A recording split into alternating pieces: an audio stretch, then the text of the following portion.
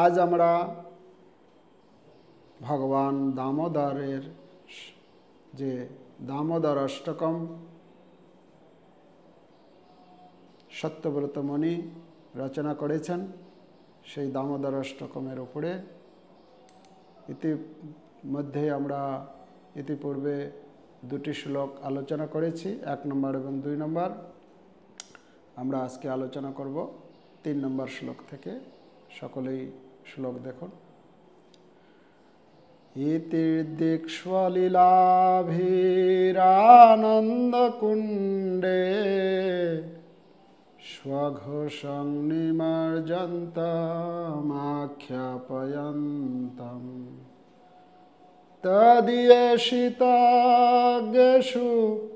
ভক্তর্জিতত্বম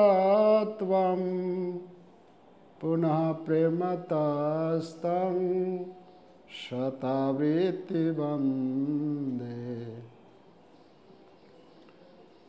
সত্যব্রত মুনি এখানে ভগবান দামোদরের এই 2 নম্বর শ্লোকে বর্ণনা করা হয়েছিল যে কিভাবে তিনি রোদন করতে করতে তার চক্ষুদয় মার্জন করছিলেন, আর সেই সঙ্গে মা যশোদা তাকে দেখে রোদন করছে, ঘন ঘন শ্বাস নিচ্ছেন, তার যে গলায় যে কণ্ঠহার সেটা আন্দোলিত হচ্ছে। সত্যব্রত মুনি বলছেন সেই দামোদর ভগবানকে আমি প্রণাম করি, ভক্তিবদ্ধম, ভক্তিপূর্ণ প্রণাম নিবেদন করি। 3 নম্বর শ্লোকে তিনি বলছেন ইতির দিক স্বলীলাভি, এইভাবে তিনি কি করেছেন, তার নিজের লীলা দ্বারা আনন্দ কুণ্ডে, তিনি আনন্দ সরোবরের মধ্যে কি করেছেন, সঘোষং নিমজ্জন্তম আখ্যাপয়ন্তম। তো তিনি কি করেছেন,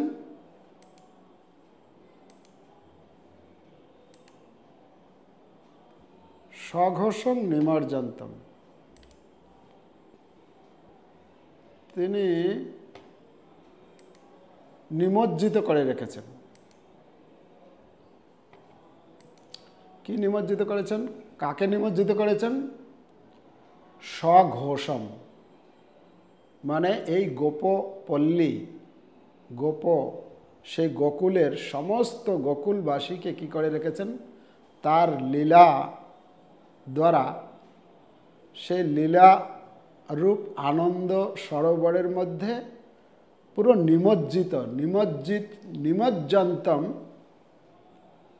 নিমজ্জিত করেছেন। আখ্যাপয়ন্তম, তিনি ঘোষণা করছেন। কি ঘোষণা করছেন? তদীয় ঈশিত জ্ঞেষু, তদীয় ঈশিত, তদীয় মানে তিনি নিজে, ঈশিত মানে যে তিনি যে শ্রেষ্ঠত্ব, জ্ঞাসু মানে যারা জ্ঞান পরায়ণ তাদের মধ্যে, ভক্তের জিতত্বম, তিনি যদিও তিনি কন্ট্রোলার, যদিও তিনি ঈশ্বর, তবুও তিনি ভক্তের জিতত্বম, ভক্তই মানে হচ্ছে ভক্তের দ্বারা, ভক্ত কর্তৃক তিনি কি হন, জিতত্বম মানে পরাজিত হয়ে যান। তো ভগবান এই গোকুলে বাল্যলীলা দ্বারা সমস্ত গোকুলবাসীকে আনন্দ সরোবরে নিমজ্জিত করেন, এবং যিনি ভগবত ঐশ্বর্য জ্ঞান পরায়ণ ভক্ত সমূহে আমি ভক্ত কর্তৃক পরাজিত অর্থাৎ ভক্তের বশীভূত এই তত্ত্বকে প্রকাশ করেন, সেই ঈশ্বররূপী পুনঃ প্রেমতস্তম শতাবৃত্তি বন্দে। সেই ঈশ্বরূপী দামোদরকে আমি প্রেম সহকারে শত শতবার, শত শতবার বলছেন এখানে, পুনঃ প্রেমতস্তং, প্রেমপূর্ণ কি করি, শতাবৃত্তি বন্দে। শতাবৃত্তি মানে বারবার, শত শতবার, মানে যখন কোনো ভক্ত, যে আমরা যেরকম কোনো কিছু কথা বলি, তখন কোনো কথা হয়তো একটা আমার এত ভালো লেগেছে বা কোনো ব্যক্তিকে এত ভালো লেগেছে, এমনভাবে সেই শব্দের মাধ্যমে সেটাকে প্রকাশ করতে চাই, সেটা কথাটা একটাই, কিন্তু আমরা এমনভাবে প্রয়োগ করি তার মাধ্যমে প্রকাশ পায় যে কতটা ভালো লেগেছে।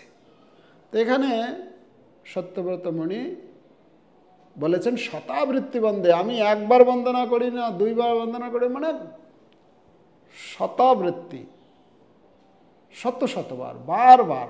আবৃত্তি, আবৃত্তি মানে পুনঃ পুনঃ, পুনরাবৃত্তি, বারবার আমি তার বন্দনা করি। এখানে আমাদের আচার্য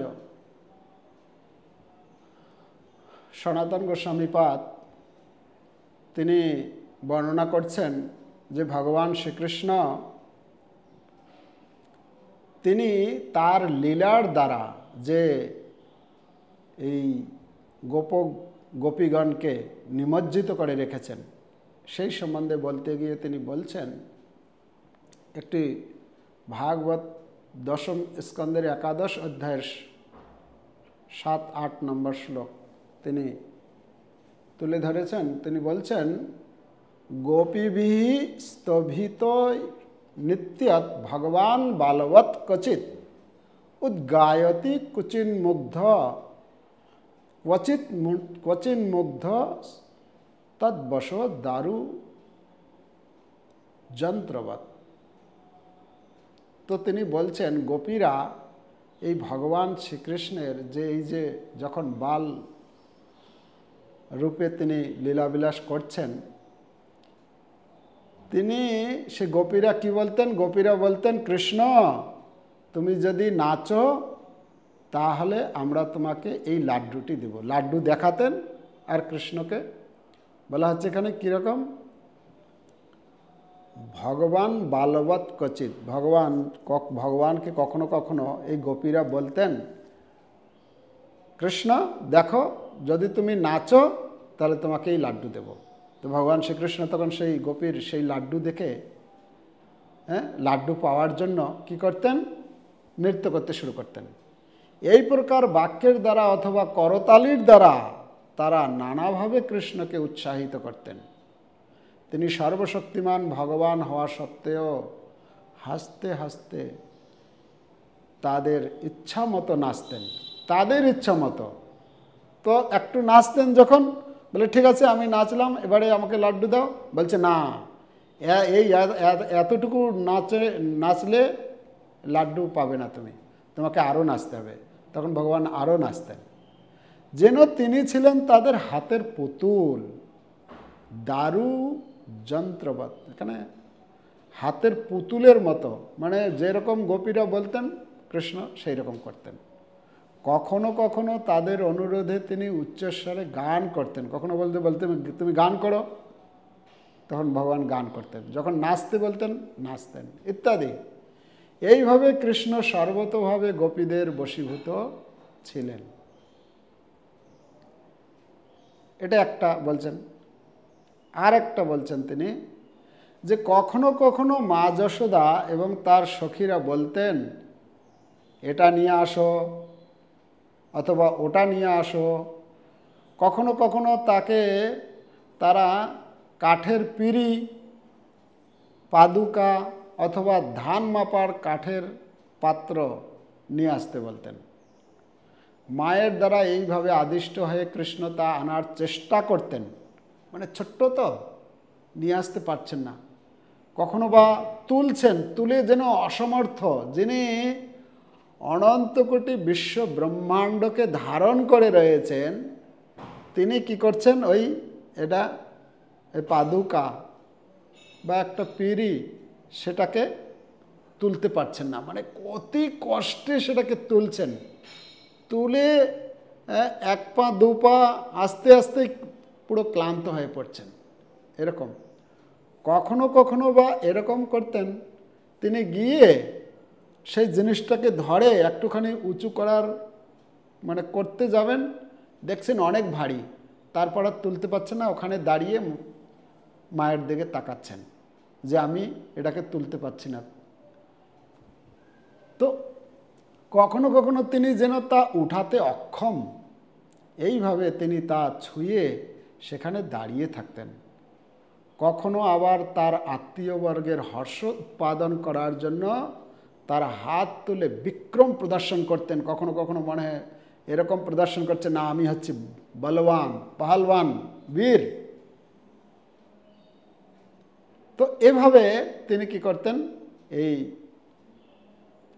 এক এক দিন এক একভাবে তিনি এক এক লীলা প্রদর্শন করতেন। বলা হচ্ছে যখন তিনি ছোট্ট ছিলেন তো কি করেছেন, সেই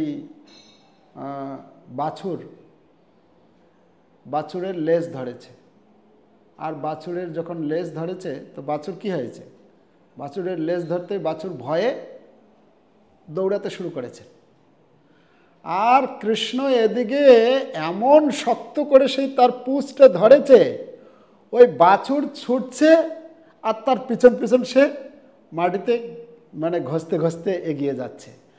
যত এগোচ্ছে বাছুর আরও ছুটছে ভয়ে, আর কৃষ্ণ সে আর মানে লেজটা ছেড়ে দিলেই তো হয়ে যায়, কিন্তু সে চিৎকার করছে আর এরকম মাটিতে ঘষতে ঘষতে ওই সে বাছুরের পিছন পিছন যাচ্ছে। আর সবাইকে যে যেখানে আছে সবার কাজকর্ম ছেড়ে দিয়ে এই ছুটে আসতো, দেখো দেখো দেখো কি করছে। মানে এরকম এমন এমন কিছু একটা লীলা করতেন যে মানে সমস্ত গোপ গোপীদের তাদের কাজকর্ম ছেড়ে সেই কৃষ্ণের দিকে তাদের মন, এই কি করছে, এখন একটা কিছু করছে। হ্যাঁ, কখনো শিংওয়ালা বা দাঁত যাদের আছে যে পশুর, তার সঙ্গে তাকে গিয়ে জড়িয়ে ধরেছে, তার সঙ্গে গিয়ে কিছু করছে। আর সবাই কৃষ্ণকে ভালোবাসে, তো কৃষ্ণকে যাতে কোনো তার ক্ষতি না হয়, তার কোনো মানে কামড়ে না দেয় বা শিং দিয়ে তার ক্ষতি না করে, তো তাকে বাঁচানোর জন্য তো একটার পর একটা এরকম লীলা তিনি করছেন। তো এইভাবে স্বলীলাভি তার এইভাবে লীলার মাধ্যমে বিভিন্ন সময়ে বিভিন্নভাবে এরকম লীলা করতে করতে তিনি কি করছেন, এই গোপগ্রাম, এই গোপগ্রামের গোপ গোপীদেরকে সকলকে একদম আনন্দ সাগরে তারা চিন্তা করছে, কিন্তু চিন্তা করলে কি, চিন্তা করলেও সেটা আনন্দে পুরো ডুবে থাকে তারা। আমাদের একজন ভক্ত তিনি বলেন যে ভগবান কৃষ্ণ একদিন কি হয়েছে, ওই এক গোপী এসে বলছে, ও এক গোপী ওই কৃষ্ণের যে নন্দ বাবার যে গোশালা যেখানে, তো সেখানে গোবর নিতে এসছে, তো গোবর নিতে এসছে, তো তখন কৃষ্ণ বলছেন, কৃষ্ণকে যখন দেখতে পেয়েছে ওখানে, তো বলছে কৃষ্ণ আমি গোবর নিয়ে যাব এখান থেকে, তো তার পরিবর্তে আমি তোমাকে কি দেব, তোমাকে ওই মাখনের যে এরকম ছোট ছোট করেছে, লাড্ডুর মতো করেছে, বলে এই মাখনের ঢেলা তোমাকে আমি দেব, ঠিক আছে? বলছে ঠিক আছে। তখন কি করেছে, তো এই করে মানে একটা পাত্রের মধ্যে ভরে নিয়ে যায়। তো তখন কৃষ্ণের সঙ্গে চুক্তি হলো, বলে যতবার নিয়ে যাবে ততটা করে ওই মাখনের ওই লাড্ডুর মতো যেটা সেটা দিতে হবে, বলে ততগুলো দিতে হবে। বলছে আচ্ছা ঠিক আছে। তো তাহলে চিহ্ন কি, মানে কোথায় এর হিসেবটা কোথায় রাখা যাবে? তো গোপী তখন কি করেছে যে ঠিক আছে, একবার যখন নিয়ে যাবে কৃষ্ণের গালে একটা সে গোবর দিয়ে এরকম একটা দাগ দিয়ে দেবে। তো একটা দাগ দেবে, তো তখন একটা নিয়ে গেছে। তো আবার অনেকক্ষণ পর ওটা রেখে আবার যখন দ্বিতীয়বার নিতে এসছে তখন আবার নিয়ে আবার একটা দাগ দিয়েছে। কৃষ্ণ তখন চিন্তা করছে এদিকে, বলছে এই একবার নিয়ে যায়, অনেকক্ষণ পরে আবার আসে, তো এই করে করে তো আমার তো কি বলে, আমার তো যে আমি মাখন যে পাবো সে তো পরিমাণে কম হয়ে যাবে। তো কৃষ্ণ তখন কি করতো, গোপী যখন আসতে দেরি হতো কৃষ্ণ নিজেই আবার গোবর নিয়ে আরেকটা দাগ ওখানে দিয়ে দিত পাশে, যে কেন হিসাব কিতাবটা কি হবে, যতগুলো দাগ আছে সেই দাগ অনুসারে আমাকে দেবে। তো কৃষ্ণ তখন আবার নিজে নিজে, তো এই করে করে কৃষ্ণ পুরো, কৃষ্ণের মুখ পুরো গোবরে পুরো ভরে যেত, আর তাকে দেখতে এত সুন্দর লাগতো। হ্যাঁ, গোপীরা পুরো মানে তার রূপ, তার কার্যকলাপ, তার গুণ, মানে পুরো সবাই সেই কৃষ্ণ কৃষ্ণ কৃষ্ণ কৃষ্ণ কৃষ্ণ, মানে কৃষ্ণ আজকে এই করেছে, এই শুনেছো কি হয়েছে, আজকে কৃষ্ণ এই করেছে, কালকে কৃষ্ণ এই করেছে, মানে এখানে বলছেন স্বলীলাভি, তার নিজের এভাবে বিভিন্ন লীলার মাধ্যমে কি করেছেন তিনি, নিমজ্জন্তম, পুরো গোপীদেরকে আনন্দ সরোবরে নিমজ্জিত করে রেখেছেন। ঠিক আছে, নিমজ্জন্তম আখ্যাপয়ন্তম।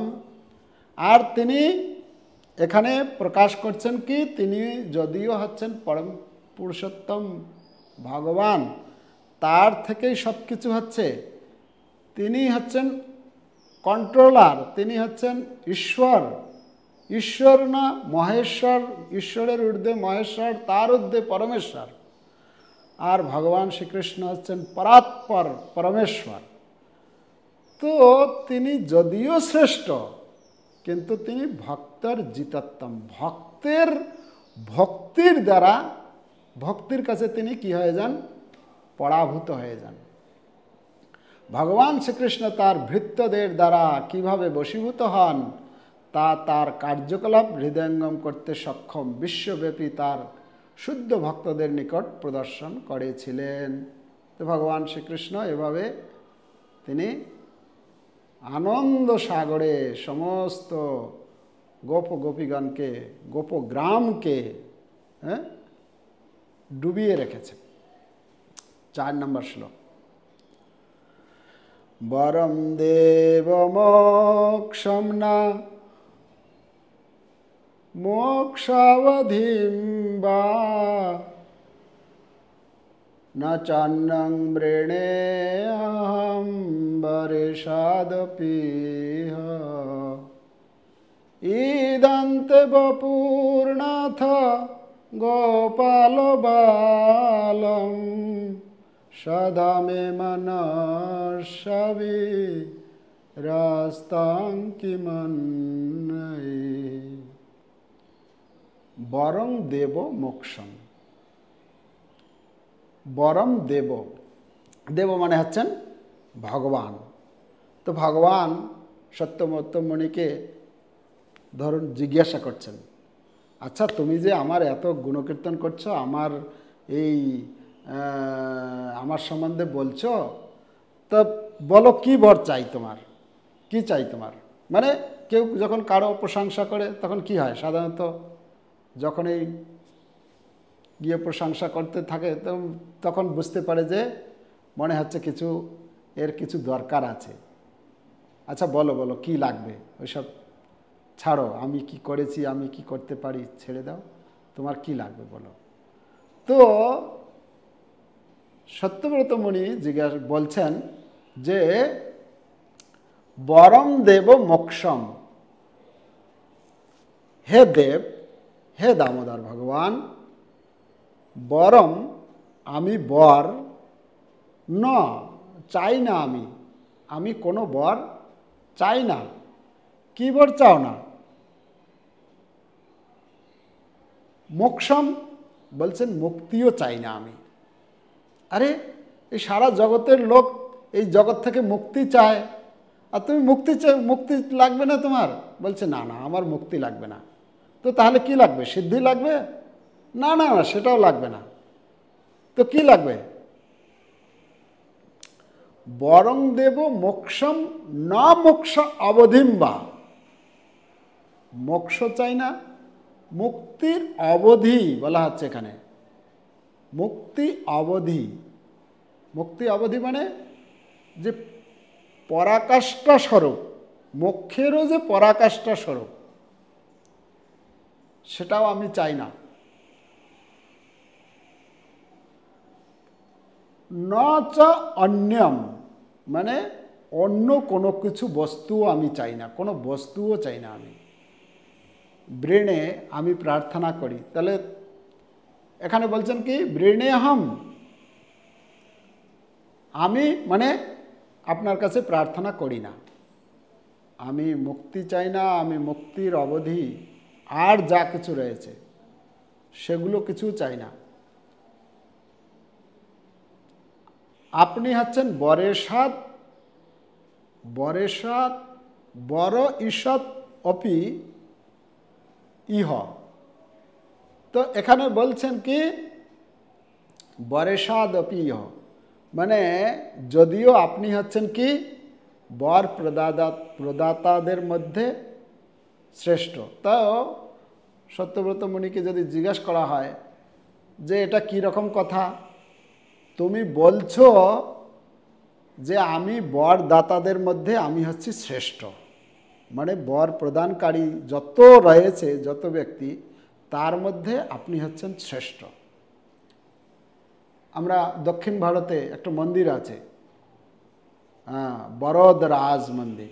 বরদরাজ মানে ভগবান ওখানে বরদরাজ রূপে, বর প্রদাতাদের মধ্যে যিনি রাজা, বরদরাজ।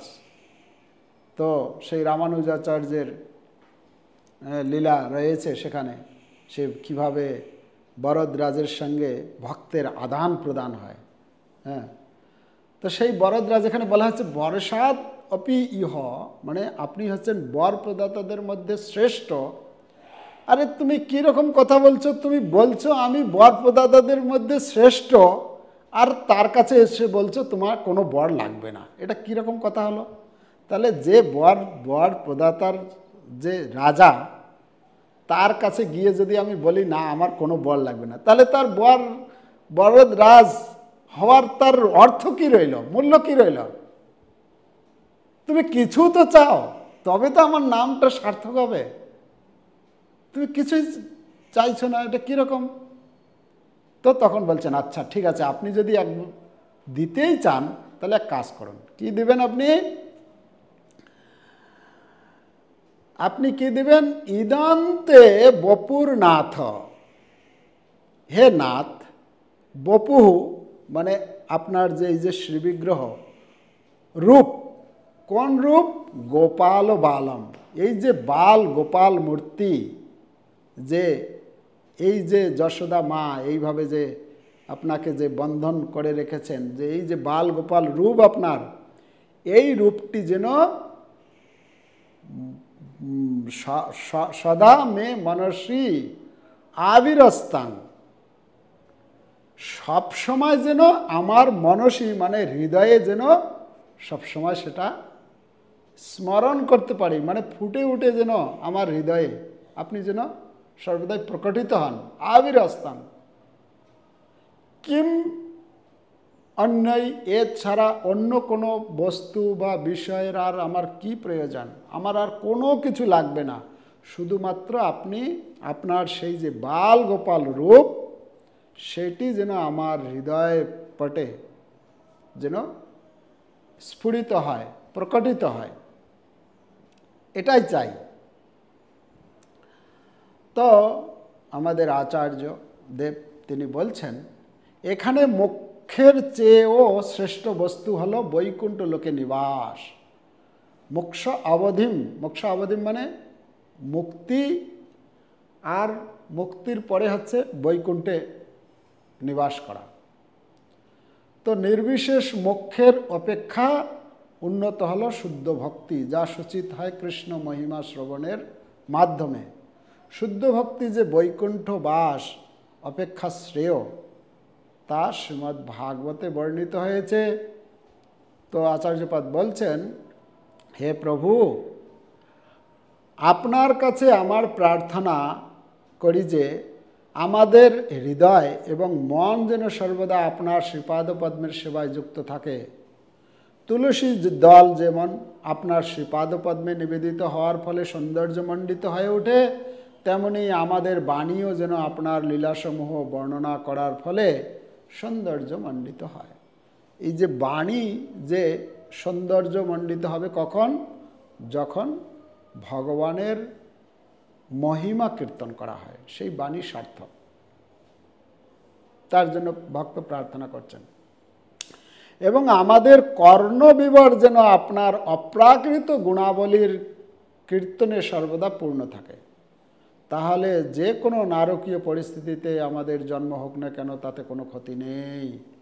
তো কানের সার্থকতা তখনই হয় যখন আমরা ভগবানের লীলা কথা শ্রবণ করি। মুখের বাণী তখনই সৌন্দর্যমণ্ডিত হয় যখন আমরা ভগবানের কথা বলি। তো এভাবে এই 2 নম্বর এই কি বলে 4 নম্বর শ্লোকে সত্যব্রত মুনি বর্ণনা করেছেন যে, হে দেব, আমি কোনো কিছু কামনা করি না। আমি কি কামনা করি তাহলে? যেরকম আমরা চৈতন্য মহাপ্রভু শিক্ষাষ্টকমে দিয়েছেন কি, ন ধনম ন জনম ন সুন্দরীম কবিতাম বা জগদীশ কাময়ে। আমি ধন চাই না, জন চাই না, সুন্দরী স্ত্রী চাই না, আমি কবিতাম, আমি বিদ্বান পাণ্ডিত্য চাই না। তাহলে কি চাও? হ্যাঁ, কি চাই? মম জন্মনি জন্মনীশ্বরে, আমার জন্ম জন্মান্তর ধরে যেন আমি কি চাই? জন্মনি জন্মনীশ্বরে ভবতাৎ ভক্তির অহৈতুকী ত্বয়ি। আপনার শ্রীপাদপদ্মে আমার অহৈতুকী ভক্তি কামনা করি। তো ভক্তরা যখন ভগবানের কাছে প্রার্থনা করেন তখন আগে বলেন, এটা চাই না, আমি এই চাই না, ওই চাই না, ওই চাই না। তাহলে আমি কি চাই? শুধু এইটা চাই। যেমন আমরা ওই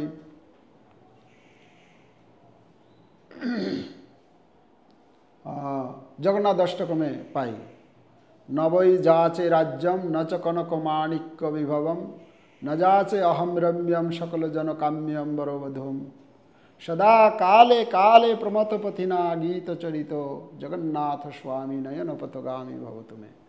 তো সেখানে শঙ্করাচার্য তিনি লিখেছেন যে নবৈ যাচে রাজ্যম, আমি রাজ্য কামনা করি না। নবৈ যাচে রাজ্যম ন চ কনক মাণিক্য বিভবম, আমি বৈভব মণি রত্ন মাণিক্য ইত্যাদি এসব কোনো কিছু কামনা করি না।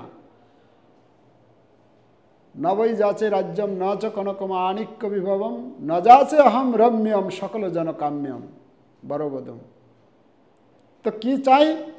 সদা কালে কালে প্রমথপতিনা গীত চরিত, আমি আপনার সেই জগন্নাথ, সেই যে তার গীত যেন গান করতে পারি।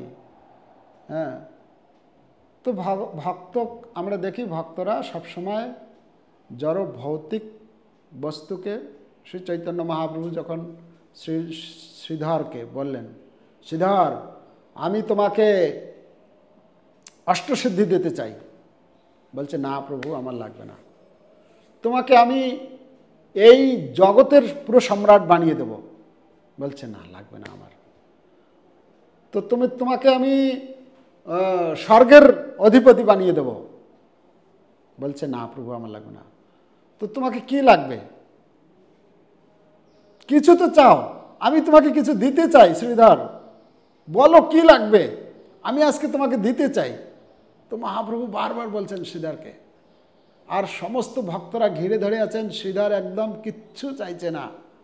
তো লাস্টে বলছেন কিছু তো চাও।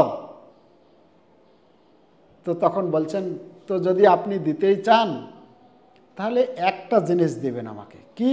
বলো বলো, ভালো ভালো, বেশি করে চাও, বেশি করে বলবে। হ্যাঁ, তখন বলছেন এই যে যে যে যে প্রভু আমার ওই কলার মোচার দোকানে গিয়ে প্রতিদিন ওই কাড়াকাড়ি করে, না শ্রীধর তুমি এই এত টাকা দাম কেন নিচ্ছ, মার্কেটে সবাই সস্তা দিচ্ছে, তুমি বেশি দাম নিচ্ছ, হ্যাঁ এগুলো বিক্রি করার জিনিস নাকি, ইত্যাদি কত রকমের এই যে কি বলে কথার জাল দিয়ে মোহিত করো আমাকে। হ্যাঁ, তো সেই যে রূপ, এই যে প্রতিদিন যে গিয়ে আমার কাছে কাড়াকাড়ি করে যে এই যে কলা আর কলা মোচার কলার পাতা যে নেয়, সেই রূপটা যেন আমার সবসময় হৃদয়ে স্ফুরিত হয়। আমি সেটাই চাই, আর কোনো কিছু আমি চাই না।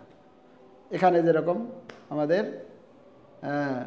সত্যব্রতমণি প্রার্থনা করেছেন, এই একই রকম প্রার্থনা শ্রীধর, আমাদের এখানে শ্রীধর অঙ্গন আছেন মায়াপুরে, তো শ্রীধরও এরকম প্রার্থনা করেছিলেন মহাপ্রভুর কাছে।